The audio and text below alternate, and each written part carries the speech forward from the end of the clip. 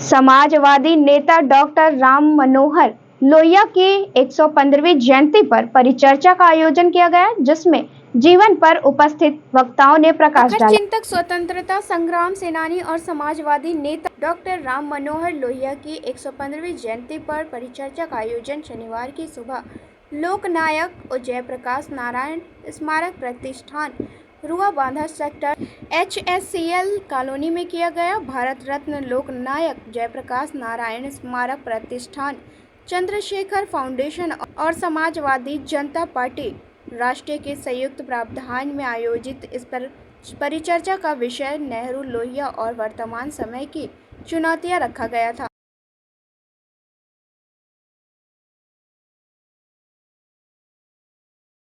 भारतीय राजनीति में स्वतंत्रता आंदोलन के समय से आज तक जिन मूर्धन्य नेताओं का योगदान रहा है भारत की राजनीति को सही दिशा देने वालों में, उनमें गांधी, लोहिया, जयप्रकाश, नेहरू का नाम सर्वमान्य है।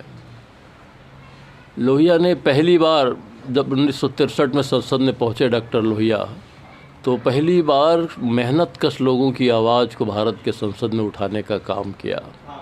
रिक्शे वालों की हालात से लेकर आम आदमी की आमदनी 3 आने हैं, औसत आमदनी आम आदमी की 3 आने हैं, ये कहने वाला डॉक्टर लोहिया प्रधानमंत्री की कुर्सी पर उस ज़माने में पंडित जवाहरलाल नेहरू बैठे थे।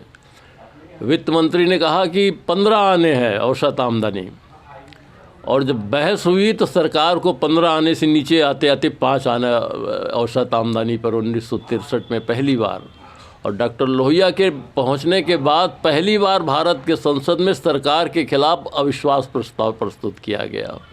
और दूसरा जो सबसे बड़ा योगदान है डॉक्टर लोहिया का, वो इस देश के पिछड़े लोगों के लिए आरक्षण की वकालत करने वाला इस देश में सबसे पहला नेता था, वो डॉक्टर राम मनोहर लोहिया थे।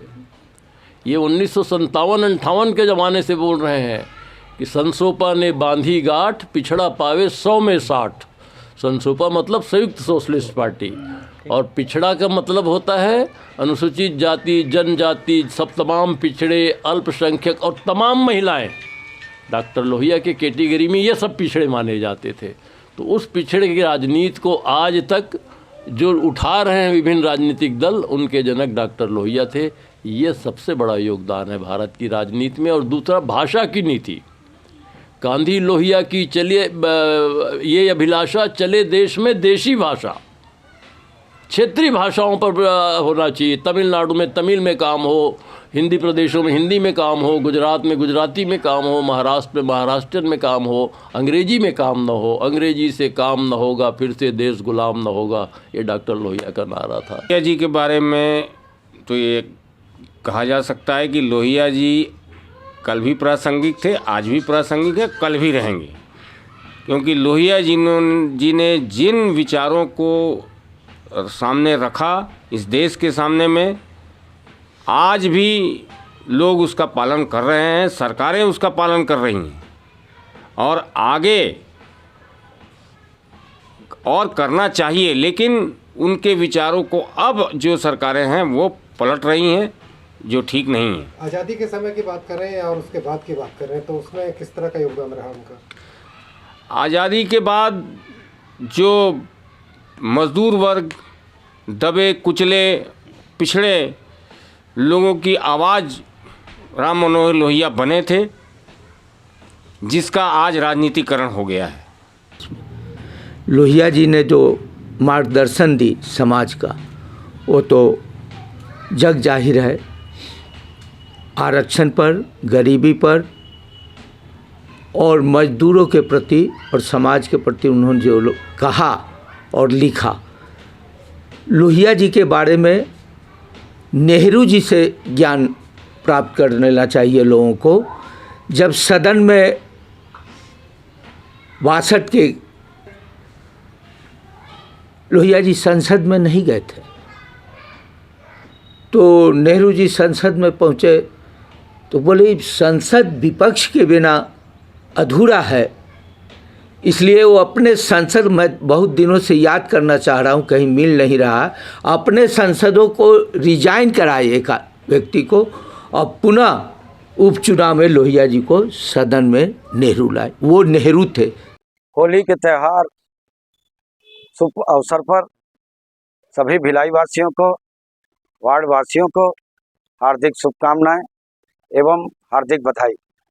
होली का त्यौहार प्रेम, भाईचारा एवं सौहार्दपूर्वक आपस में मिलकर के शांतिपूर्वक होली का त्यौहार मनाएं एवं मैं भिलाई वासियों से, वार्ड वासियों से विनम्र निवेदन करना चाहूँगा कि केमिकल युक्त रंगों का उपयोग ना करें एवं पेड़ पौधे जो कीमती पेड़ है उनको ना काटें, होलिका दहन उसमें ना करें और पेड़ बचाएं और पानी का दुरुपयोग ना करें।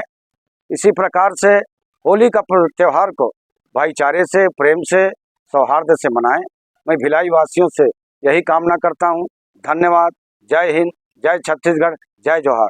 मैं जहीर अब्बास, वार्ड क्रमांक 24 का पार्षद, आप सभी नगर वासियों को, भिलाई वासियों को, प्रदेश वासियों को, सभी को होली महापर्व त्यौहार की हार्दिक बधाई और शुभकामनाएं देता हूं।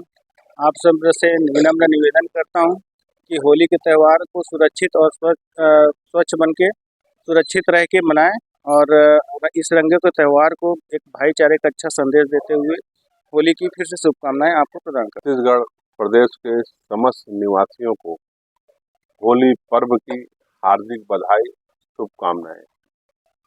होली बुराइयों को भूलकर अच्छाइयों की तरफ आगे बढ़ते हुए और जितने अपने अंदर की बुराई है उसको होली के दिन जलाकर और अच्छाई की बात करनी चाहिए। यही शुभकामनाओं के साथ आप सभी को पुनः होली की हार्दिक बधाई, शुभकामनाएं।